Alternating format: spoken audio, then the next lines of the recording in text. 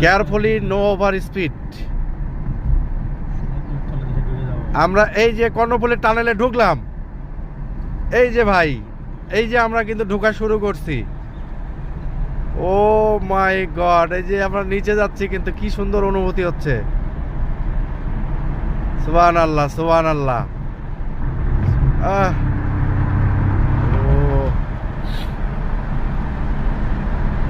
আমরা অলরেডি কিন্তু মনে করেন যে সাগর তো না, এটা কর্ণফুলী যে নদী, হয়তো আমরা নদীর নিচে আসি। আর এই যে লাইটগুলো জ্বলতেছে, মিটি মিটি লাইট জ্বলতেছে, এটাই হলো কর্ণফুলী টানেল। আমরা কিন্তু পানির নিচে আছি এখন বর্তমানে। হ্যাঁ, একটু পরে আমরা এখন উঠবো। এটা কিন্তু তলদেশ, বোঝা গেল না।